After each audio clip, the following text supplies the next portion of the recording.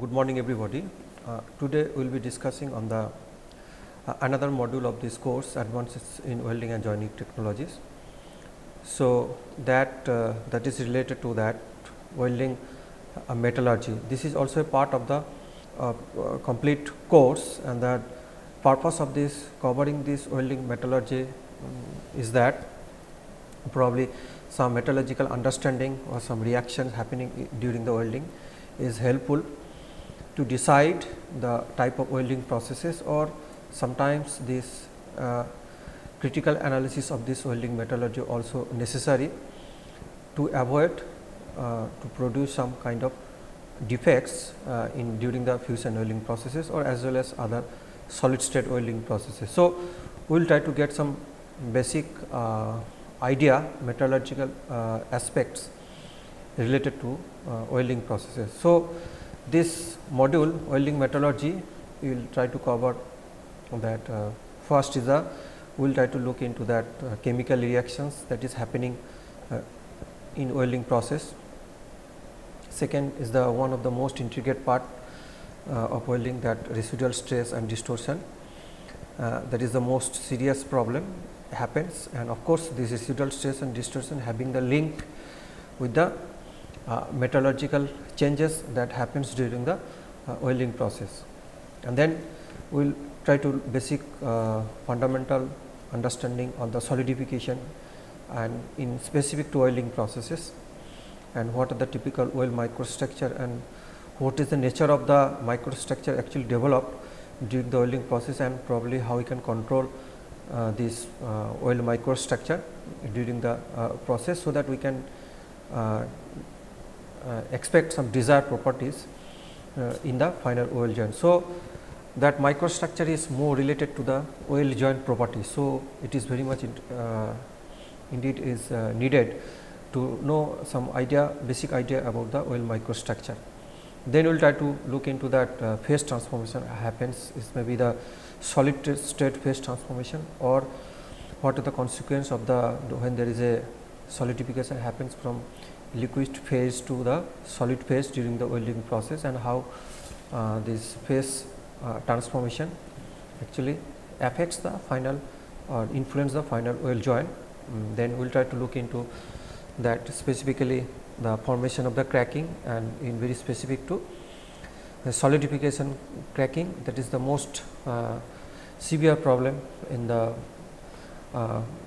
welding of a specific in presence of the specific components within the weld. So, that is why we will try to look into that solidification cracking in that happens during the welding process, and finally, some basic idea that heat treatment of the weld joint. So, we have the idea about the heat treatment processes, but we will try to look into that basic things is heat treatment, how it is possible to apply in case of specific weld joint. So, with this I can start with the several components of this module. First will the what are the chemical reaction that happens during the welding process. So, that if we look into that chemical reactions basically happens during the welding process.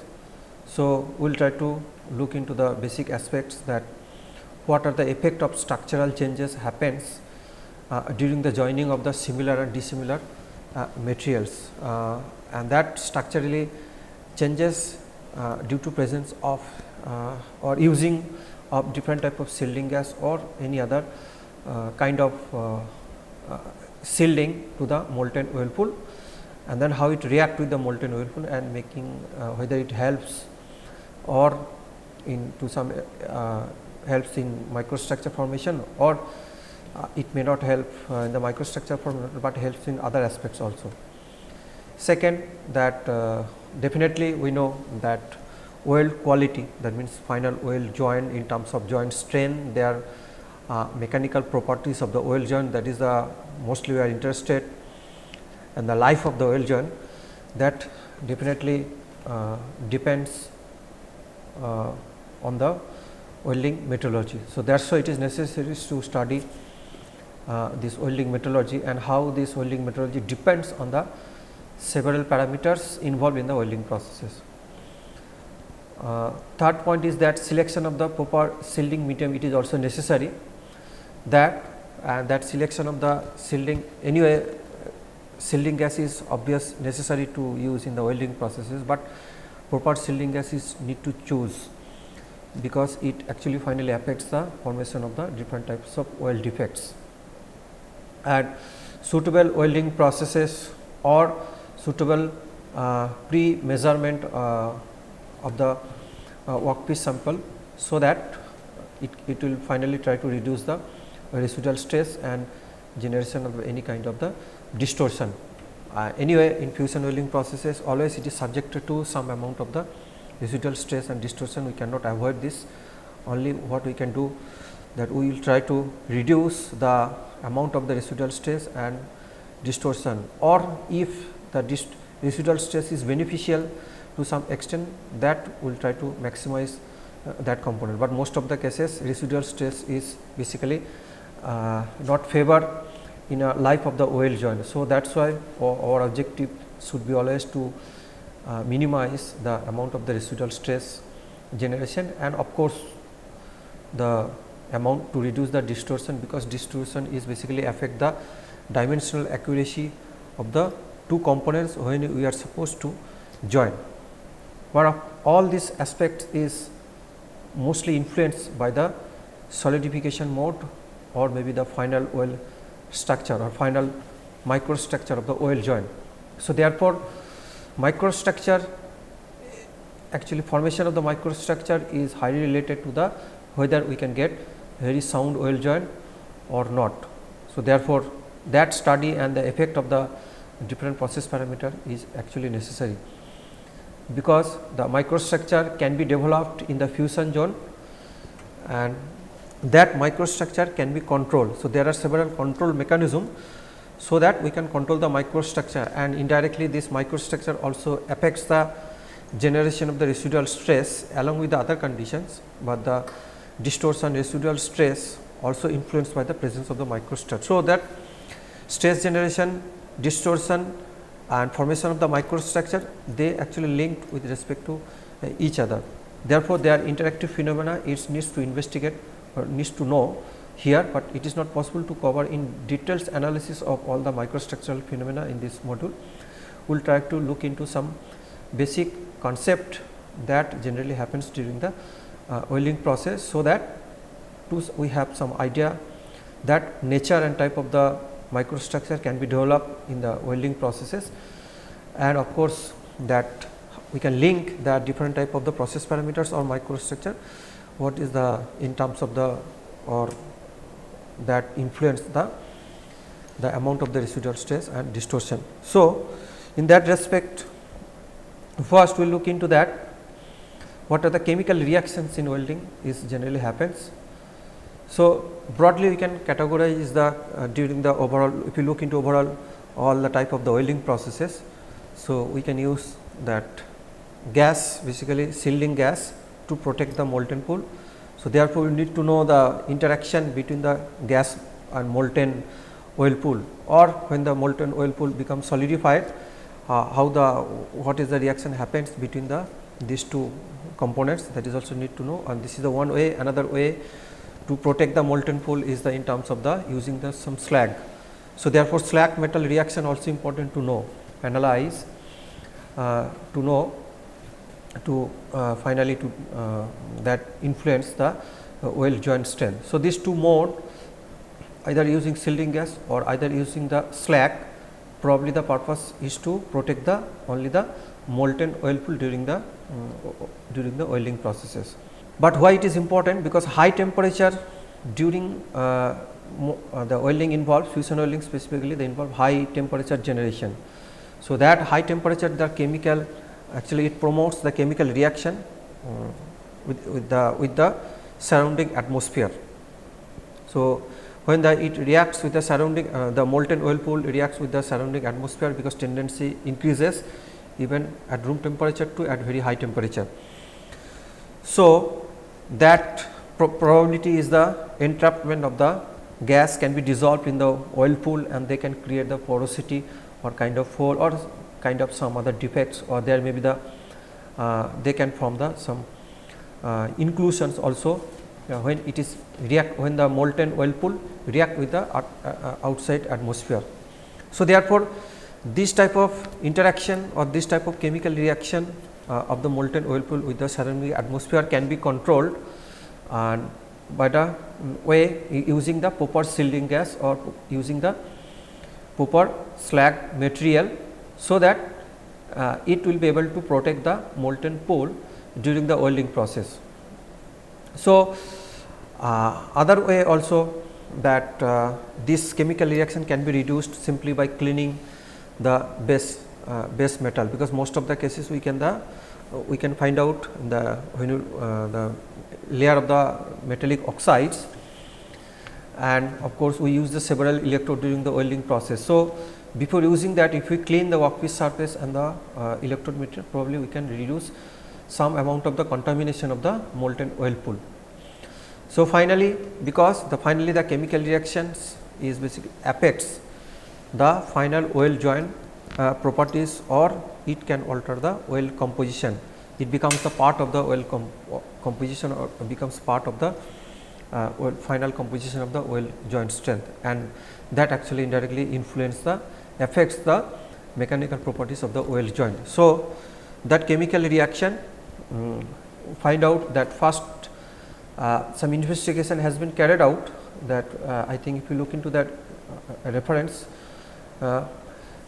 Aerokin actually first investigated what is the effect of the shielding gas in welding processes. So, he conducted the experiments on low carbon steel without any shielding gas, simply creating the arc, but with no shielding gas the weld was conducted, and then the properties difference in the different properties we can tabulate it in the here, that mechanical properties. If we see the tensile strength, base metal, what is the range, I think Newton per millimeter square, 390 to 440, but weld metal without any shielding gas found out that there is a decrement of the joint strength 334 to 390, and there is a considerable decrement of the ductility of the weld joint, and of course, toughness, there is a huge reduction in the toughness of the weld joint. So, there is a degradation of the weld joint properties as compared to the base metal if we do the welding without any shielding gas. So, that is why shielding, there is a necessary to use some shielding gas to protect the molten pool. Here if we see that high oxygen, nitrogen and mainly the oxygen and nitrogen content was found in the weld joint. So, around 0.7% oxygen and around 0.2% nitrogen actually found out with the parent oil metal if you do not use any kind of the shielding gas. That means, during the welding process at this high temperature, the molten oil pool actually react with the surrounding atmosphere, and then oxygen and nitrogen actually absorbed within the molten pool or mixes within the molten pool. So, definitely this amount of the oxygen and hydrogen usually comes from the atmosphere, or there may be other source of this contamination or present there is oxygen and nitrogen that may come also from the moisture, that moist air can come from the moist air, or that base metal surface and the dirt on the base metal surface. Sometimes we use some the chemical agent on the base metal surface.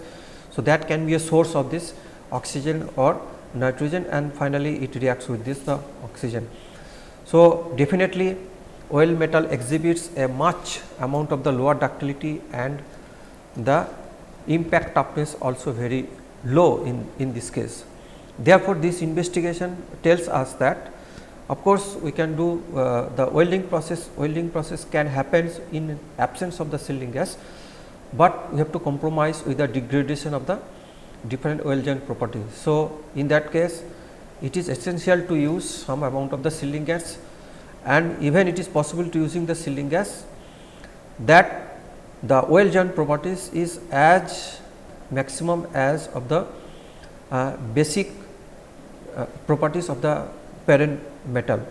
So, therefore, this investigation actually indicates that there is a need of the using the shielding gas in the welding processes. But if we look into the overall effect of the nitrogen, oxygen, hydrogen on the weld joint quality, because these three components in the atmosphere or surrounding atmosphere mainly becomes part of the final weld joint. So, they are having some impact on the weld joint quality. So, in overall if you see that, if you look into the steels, that steel presence of nitrogen, actually when it is contaminated to the nitrogen, it increases the strength, but reduces the toughness. So, increases the strength, presence of the nitrogen increases the strength of the steels, because there is steel containing of the other alloying element. So, that increment of the strength actually depends on the nickel and chromium ratio presence in the different graded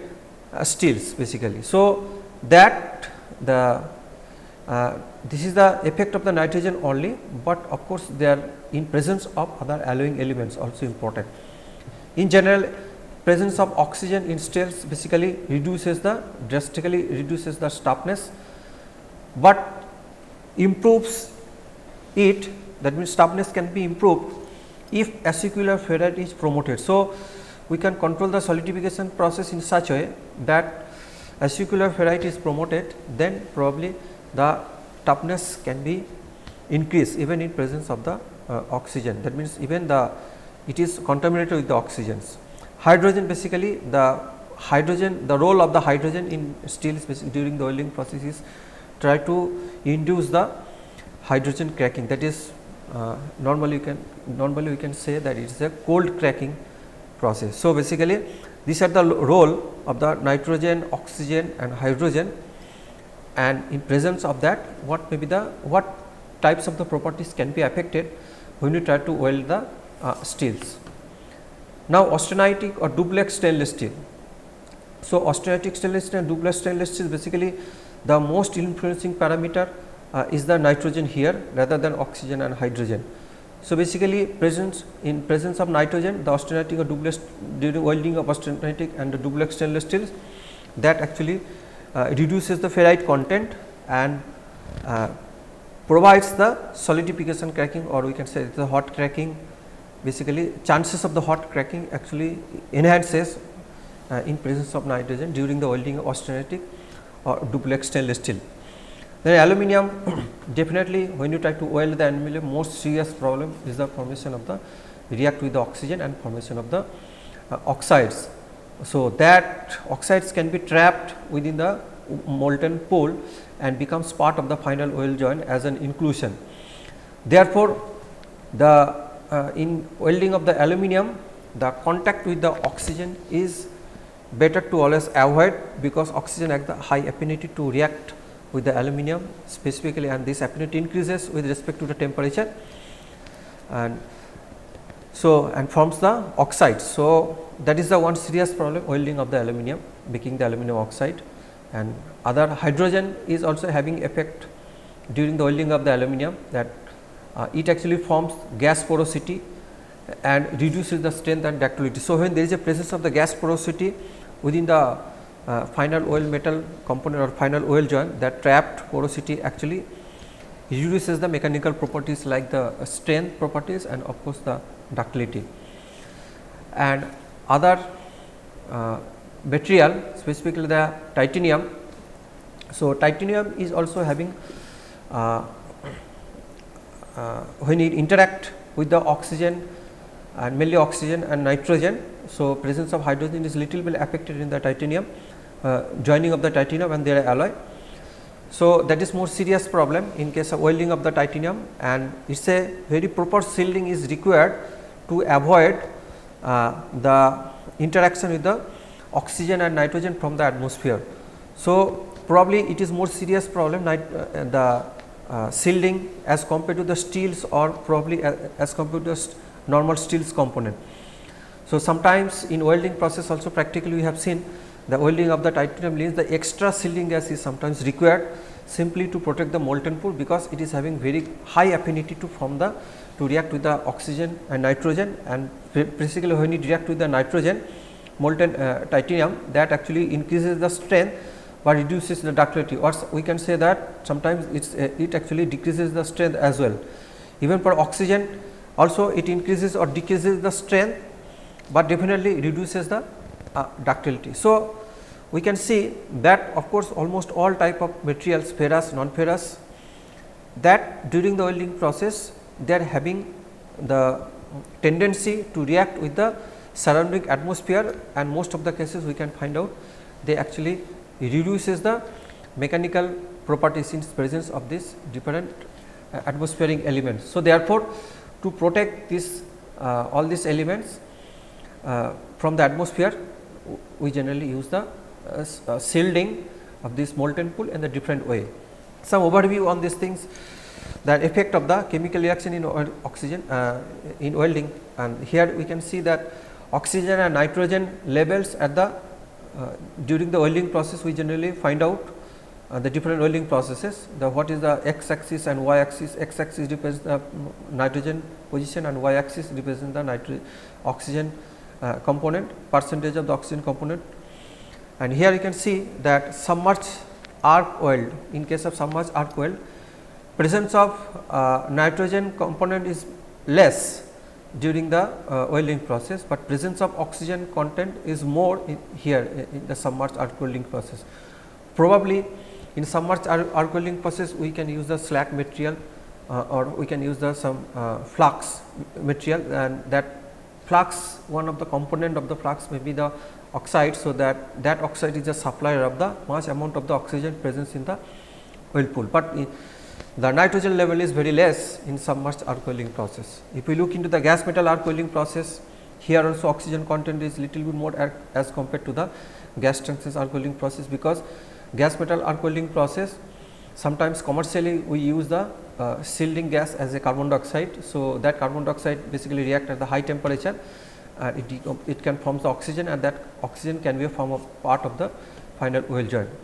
So, GTA welding, the relatively the oxygen level and the nitrogen level is relatively less, because in this case we do not use any slag and we use the inert type of the shielding gas. In this case, the inert type shielding gas actually protect the molten pool from the outside atmosphere, and even that inert gas also do not try to react with the molten weld pool. So, that is why argon shielding gas used in case of the gas tungsten arc welding process. So, that the oxygen content and the nitrogen content in the final weld joint is very less in this case. Shielded metal arc welding, we use the shielded metal arc welding some coated electrode. So, here that molten weld pool is basically protected by creating the slag as well as the formation of the fume or gas basically.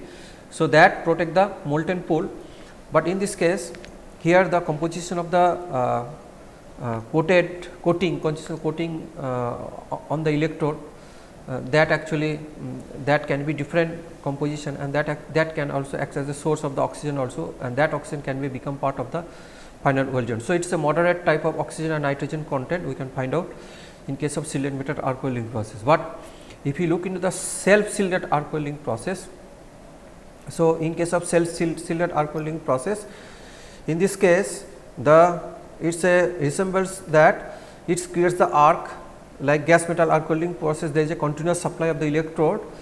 In case of shielded metal arc welding process, self shielded arc welding process, but this use not any kind of coating on the it use the coating of the electrode, and that actually protect the molten pool, but it is some very little difference with respect to the shielded metal arc welding process as compared to the and as well as compared to the gas metal arc welding process. So, here shielded metal arc welding process we can find out that moderate amount of the oxygen content may have, but nitrogen content becomes more in this process because of the process itself.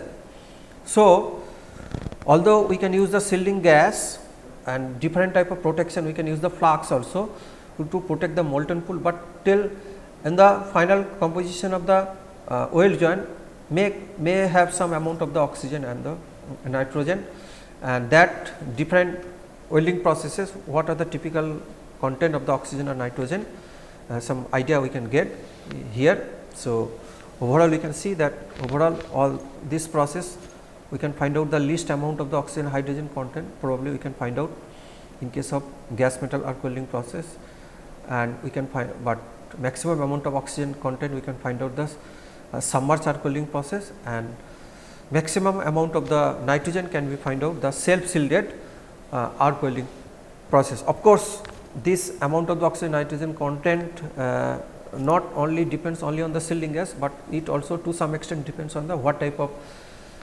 metals we are just trying to weld.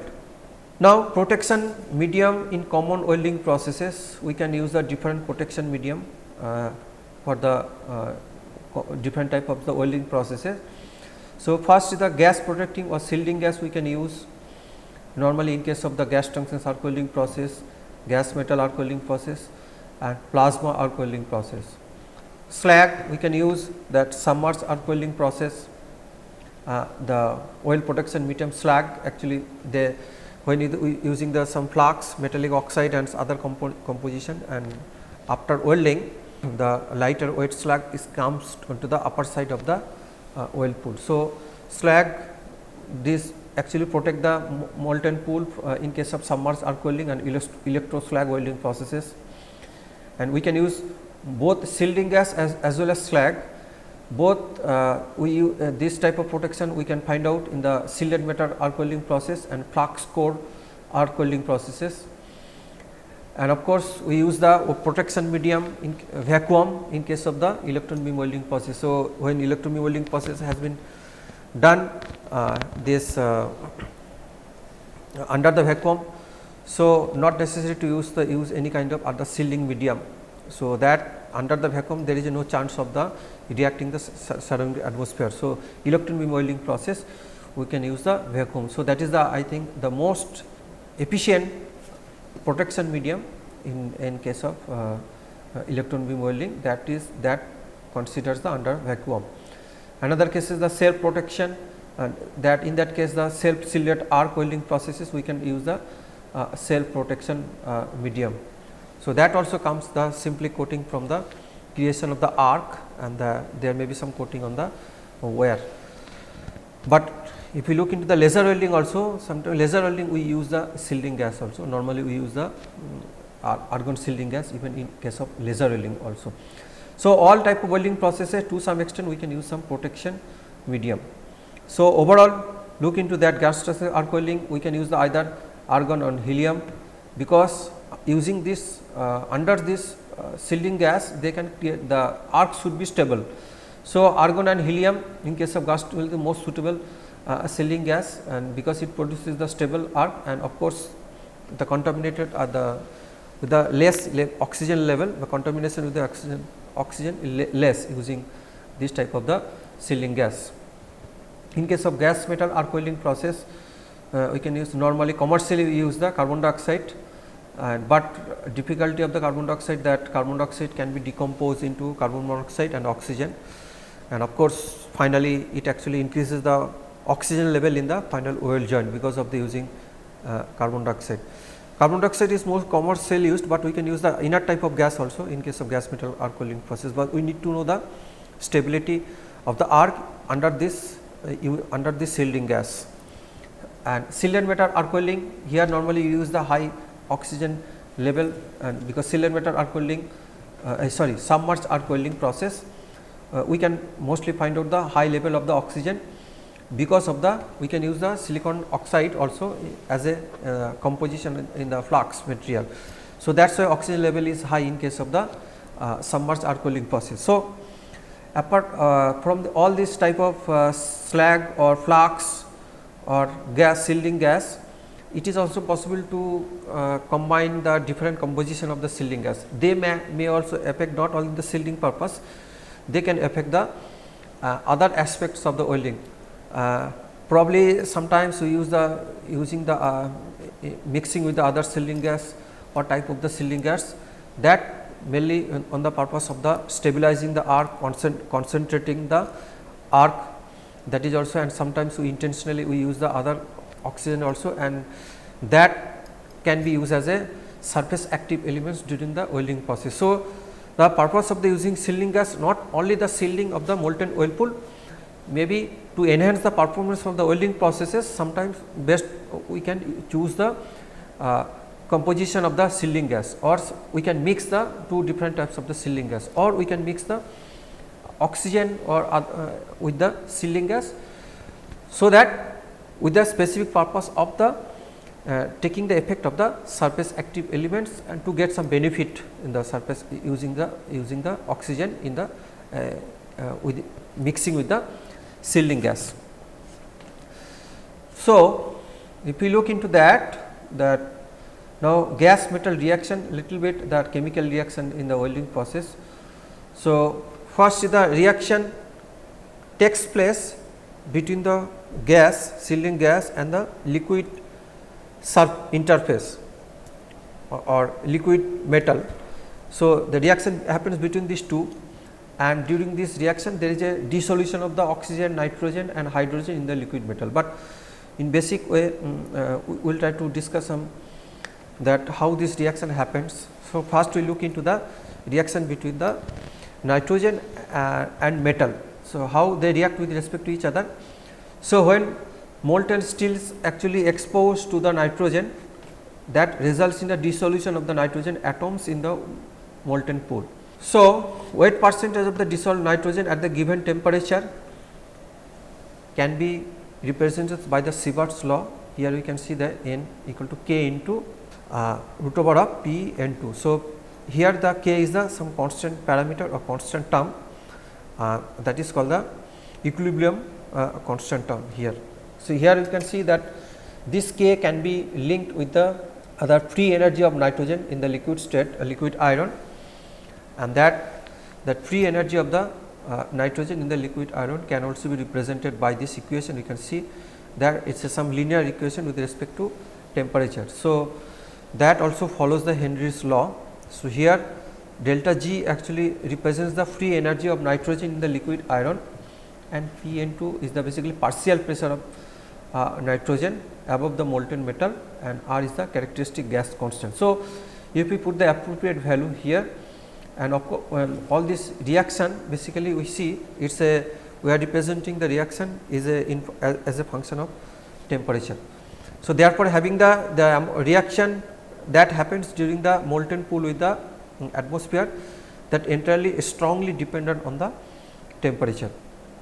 Similar way we can find out the reaction between the oxygen and metal reaction. So, here we can find out that oxygen from atmosphere, and what may be the source of the oxygen. So, one source of the oxygen during the welding process, it comes from the atmosphere, and that may be due to the insufficient sealing process. Sometimes in oxyacetylene welding processes, the excess use of the oxygen in oxyacetylene processes, that can be a source of the oxygen. Sometimes we can use the oxygen that actually containing the inert sealing gas. So, sometimes the sealing gas may contain oxygen, either it is the inherent properties of the sealing gas, for example, CO2, or sometimes intentionally we can mix with the oxygen with the sealing gas. For example, activated TIG welding process, we can use the oxygen with the sealing gas. So, that are the different source of the oxygen generally present in the sealing gas, and here when we use the CO2 as a sealing gas, and we can see the reaction happens at the very high temperature during the welding process. CO2 gas is decomposed into carbon monoxide gas plus half of CO, and if we look in the balance of the equation, and finally it can produce the carbon and oxygen. So, that carbon and oxygen can take part in the can be a part of the carbon, also react with the steel or using the base metal, and it may form the carbide, but oxygen can be a part of the oil metal molten oil pool. But here also the absorption of the oxygen also follows the Siebert's law, and we can see the similar way that free energy of oxygen absorption delta G, that is also a function of the linear function of the temperature. And here we can see the weight percentage of oxygen in the liquid iron can be found out by forming that, again it is a logarithm scale oxygen, and it is also a function of the temperature here also. So, overall that type of reaction, that type of equation can be Siebert's law may be useful here to roughly estimate the what is the amount of the oxygen can be dissolved in the molten pool, or it becomes the part of the welding system. So, overall if we look into that, what are the properties that actually impact in presence that with the presence of the oxygen and nitrogen content. Here the two graphs shows that nitrogen content, how the mechanical properties can vary, and with respect to the oxygen, how the mechanical properties vary, whether it can be used beneficially or not. Now, if we look into the first figure, the nitrogen content, here you can see that nitrogen, with the increment of the nitrogen content with the weld pool, molten metal of the, or maybe the weld joint, we can see that there is a considerable decrement of the percentage of the elongation and impact low by increasing the nitrogen content. But in other way also we can find out that ultimate tensile strength and the yield strength that actually increases with increasing the nitrogen content. So, in that sense, presence of nitrogen sometimes used the beneficially to increase the amount of the ultimate tensile strength of the joint, or maybe the we can if we try to improve the yield strength, then nitrogen is helpful in that sense.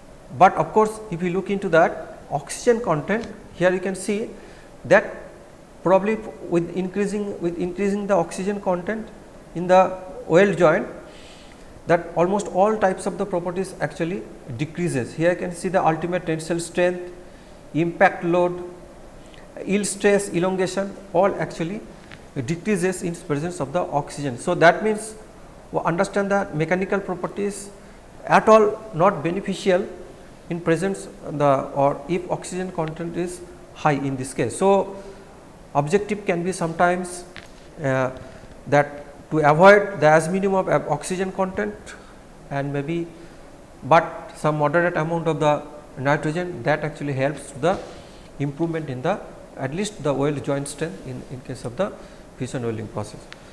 Now, we can look into the effect of the other components on the weld joint, that is the hydrogen, or how hydrogen and metal actually react, and we can see the first we look into that what are the source of the hydrogen in the welding processes. That first is the presence of hydrogen installs, that what is the consequence effect of the hydrogen. The presence of hydrogen in steel basically creates or susceptibility to the hydrogen cracking or cold cracking phenomena can be increased. So, therefore, it is beneficial to avoid the presence of the oxygen hydrogen in case of the weld joint. So, what are the source of the hydrogen here? The combustion products in oxy-fuel welding, the combustion product they may contain the hydrogen, moisture or grease sometimes used on the workpiece surface, or maybe we can find out the moisture in the electrode also, that can be act as a source of the hydrogen also, and hydrogen presence in the workpiece or hydrogen presence in the sealing gas. So, these are the typical source of the hydrogen in case of the welding process, but if you want to avoid these things, we can carefully measure this, that can be reduce the hydrogen level by simply avoiding the hydrogen containing sealing gas, that is a straightforward. Next is that if you the moisture may contain some hydrogen, moisture in presence of moisture is the source of the hydrogen also in the electrode. So, before using that we can dry the electrode and the flux, drying the flux to remove the moistures from that. In that way we can remove the hydrogen content in that type of the source during the welding process. And of course, cleaning the filler wire and the workpiece is necessary also to remove the grease, because that grease chemical, that grease is can be act as a source of the hydrogen also. So, therefore, cleaning is required for the workpiece surface. So, that is a safeguard to minimize or to reduce the amount of the source of the hydrogen normally in case of any case of welding system. But of course, presence of the some amount of the hydrogen that also follow during the welding process, simply the Siebert's law. Here we can find out that similar kind of equations here also. So, here we can that all the equations are also given, and here we can represent the free energy in this case, in this reaction also, that depends on the also the temperature and partial pressure of the hydrogen. So, apart from this chemical reactions on the shielding gas and different oxygen, hydrogen and nitrogen, their impact on the weld joint properties, discussing these things. Now, we will try to look into that, what are the slag metal reaction. Basically, presence of the slag, this is also another way protection of the molten pool, but proper welding flux actually helps to control the weld composition as well as the protect it from the atmosphere. So, dual role can also play using the slag also. They protect the molten pool, at the same time they actually control the final weld composition. So, they becomes part of the weld composition. So, what are the typical type of the slag basically used? The first is the halide type of the flux such as CF2 NF, CF2 BSCl2 NAF. These are the typical halide type of the fluxes are normally used, and oxygen free flux is basically this type of the halide flux. We can see that it is oxygen free. Therefore, this oxygen free flux is basically very much helpful for the welding of the titanium and aluminum alloy, because the titanium alloy and aluminum having the tendency to form the oxides, and that is this tendency or reaction rate with the oxygen is more as compared to the other component, for example, other as compared to the steels basically. So, that is why it is always beneficial to use the halide type of the fluxes in case of the welding titanium and aluminum alloy. But other type of the flux, that is the halide oxide type of the flux, CF2CO Al2O3, and this type of the flux is simply slightly oxidizing component are also there. So, this type of the flux is suitable for the welding of the high alloy steel. Oxide type of the flux, that means in this case the MnO and SiO2, so both are having the oxides. So, that type of the oxides is basically suitable for the welding low carbon steel or low alloy steel. So, these are the typical type of the flux basically we choose depending upon the type of material, and here in details to know that what the reactions is happening, this what way the reactions is happening during the welding process, when is the molten weld pool actually interacting with this type of the fluxes. So, some overall idea, basic idea that what type of reactions may happen here. So, oxides in the welding flux, we normally use the welding, these are the types of the oxide flux we use the welding, that is SiO2, TiO2, CaO, MgO, Al2O3 and Fe2O3. These are the typical oxides in welding flux we used, and what are the typical thermomechanical reactions basically takes place. At high temperature, oxides definitely try to produce the oxygen, and SiO2, MnO2 can decompose in the following way. You can find out that SiO2 produce oxygen and MnO also is produce also oxygen, and that oxygen also react with the metals, and they basically titanium, it produce the titanium oxide, and aluminum, it will try to produce the aluminum oxides. So, this way that this therefore, ultimately it is always it will try to create the titanium oxide and the aluminum oxide, but welding of the titanium and aluminum, it is better to avoid the using some oxide type of the fluxes, because it is having good affinity with the oxygen in case specifically welding for the aluminum and titanium and their alloy. So, now there is maybe the another type of reaction may also happen, that is called electrochemical reaction. So, that reactions occurs at the electrode tip and the slag interface, because that electrode tip and the slag also in that interface in case of the direct current electrode positive DCEP, direct current electrode positive polarity, or in that weld pool, molten weld pool and the slag interface, that in that case molten oil to slag interface. In case of the direct current electronegative is the that reaction is.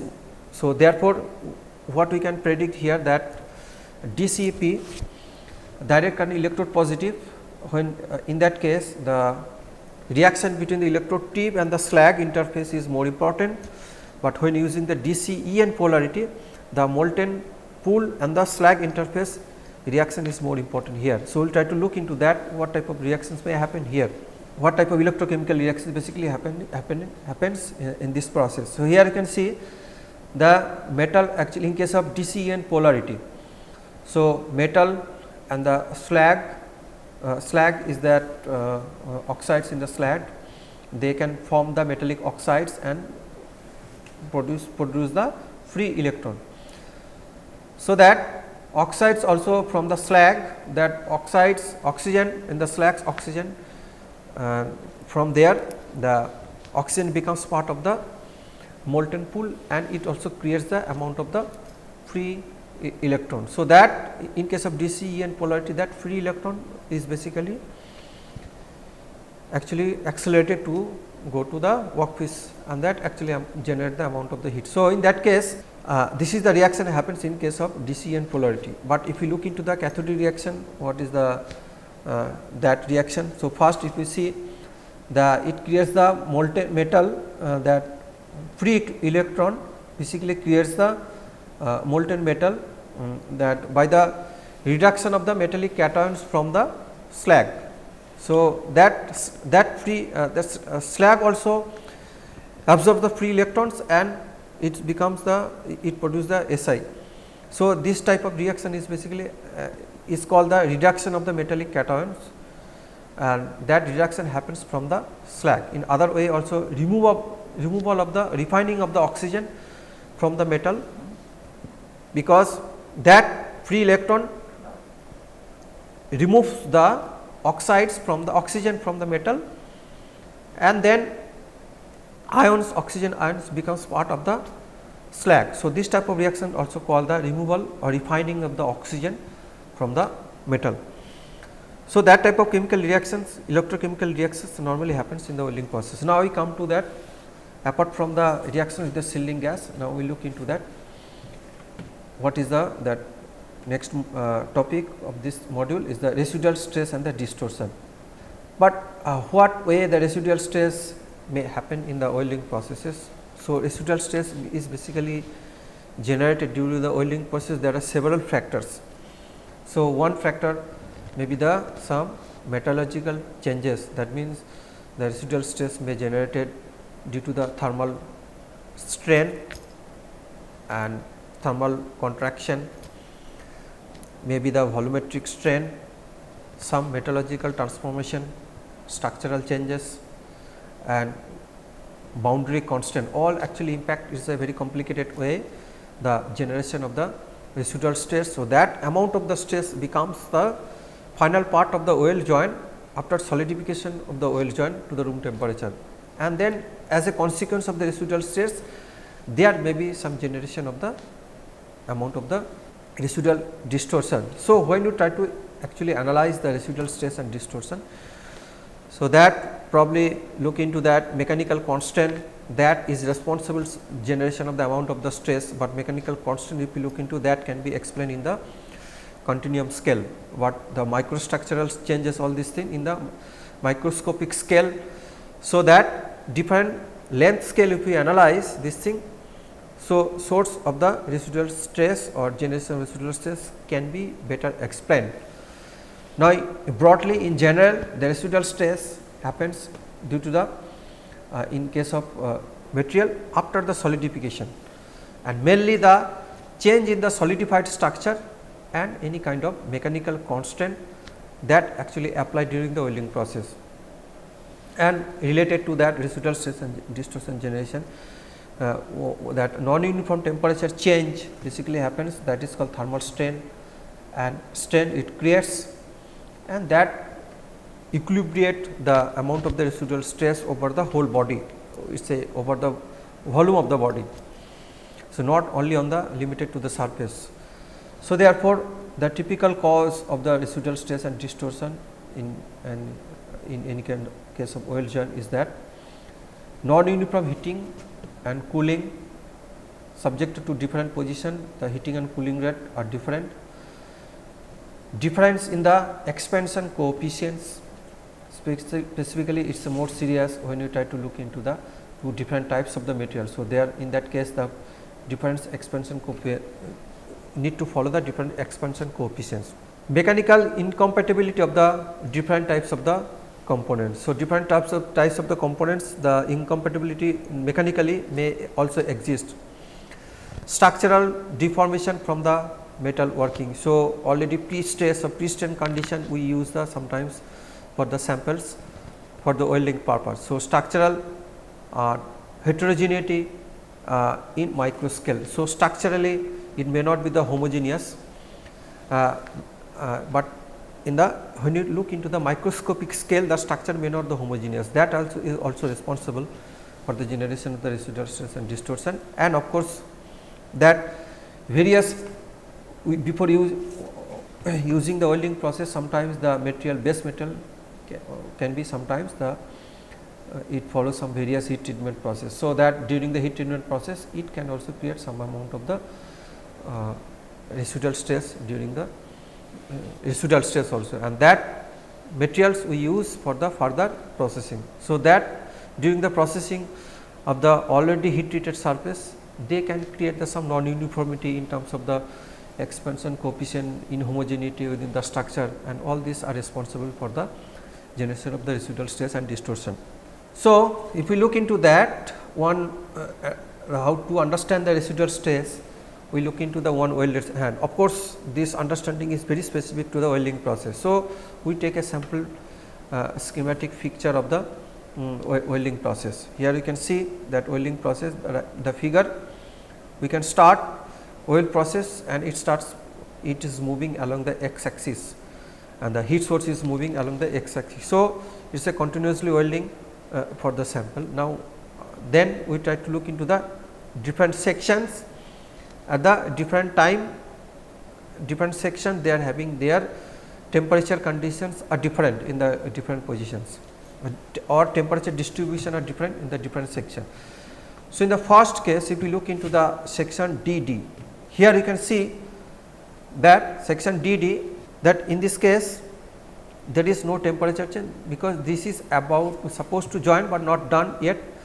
So, temperature distribution, no change in the temperature distribution. So, we can say that there is no generation of the residual stress at the section DD, but before no generation of residual stress. But if you look into that typical aspect of the residual stress, that residual stress actually creates the serious problem. Residual stress cause the serious problem like hydrogen cracking and the stress corrosion cracking.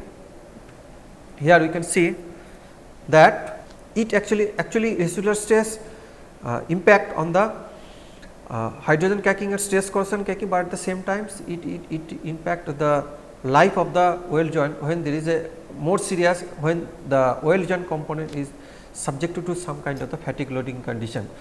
So, in that case the residual stress is the more serious problem. So, objective can be reduce or as low amount of the residual stress generation. So, various techniques generally we follow in straightforward way to reduce the residual stress. One is the post weld heat treatment. Most of the cases after doing the welding process we follow the heat treatment process. So, that way that heat treatment process also try to reduce the amount of the residual stress within the body. Then pinning and the vibration, these are the two mechanical processes, and for the stress relief of the weld joint also sometimes followed to reduce the amount of the residual stress. But to do that, now we will try to look into the what way the residual stress can be generated.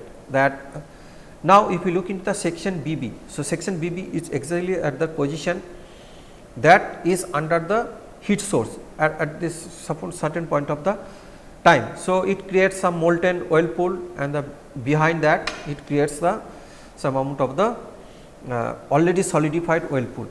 So, in that position what can be the temperature distribution? If you see the section BB, that we can see the temperature distribution is from the center to the maximum is around the center, and then gradually it is decreasing, but of course, it is in the molten state, and at the same time the molten pool is separated by the surrounding solid content of the metal. So, that influence the distribution of the residual stress. So, section BB, that heat source, here the sigma x, that amount of the stress along x axis is close to 0, is exactly at the center point close to 0, but further away from the heat source the stress are compressive in nature, since expansion is restrained by the surrounding metal of the lower temperature.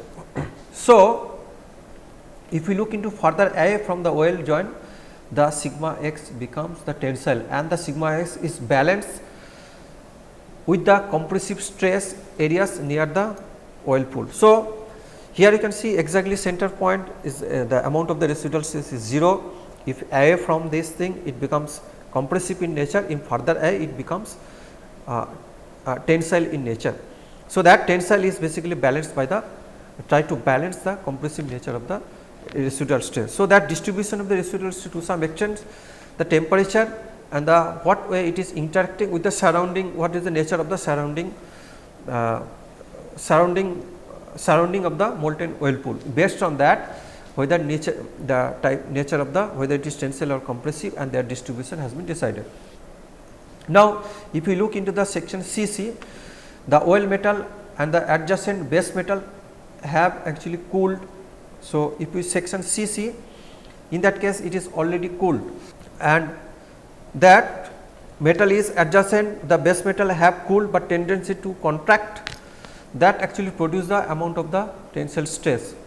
So, here the section CC is already cooled, but the surrounding is not exactly in the room temperature, some hot environment is hotted body is also there surrounding. So, based on that, the stress distribution at the center is basically tensile nature, and the further away from that thing there is a compressive nature, and again it becomes a tensile in nature. So, in that we will try to equilibrate the state of the stress between the varying between the tensile to the compressive. Now, if we look into the section AA, in this section the weld metal and the adjacent base metal act already cooled down and already contracted further, therefore, produce the high amount of the tensile stress.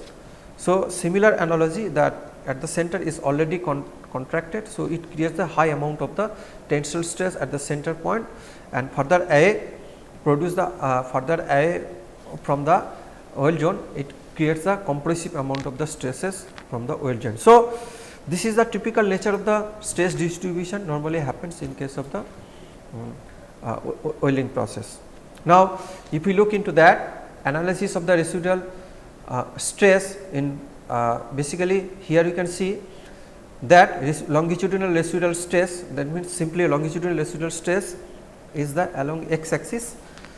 So, what is the amount of the longitudinal residual stress, how it varies with respect to transverse direction with respect to y. So, you can find out the sigma x y is a function of the maximum amount of the stress, and here you can find out the distribution. So, the distribution of the stress is shows that distribution of the longitudinal residual stress is on the along the weld line, that the center point center it is a maximum tensile, and away from this thing it becomes the compressive in nature. So, this is the typical nature of the longitudinal residual stress. Similarly, if you can find out the transverse residual stress, here you can find out that transverse residual stress is basically low magnitude are produced in the middle part. So, middle part transverse residual stress is almost very low magnitude, and balanced by the compressive stress is basically at the end. That is the typical nature of the residual stress, but if the lateral contraction is restricted of the weld joint by some external constant. So, in this case we can find out that uniform tensile stress is basically added. So, all are in similar nature, maybe all are in the tensile strain, tensile in nature, and but the at the center point the maximum amount of the residual stress is basically increases to some extent, but pattern remains the same if there is no any constraint applied to the welded plate. So, this is the typical distribution of the transverse sigma y, the transverse amount of the residual stress, and that distribution we are representing with respect to the x direction.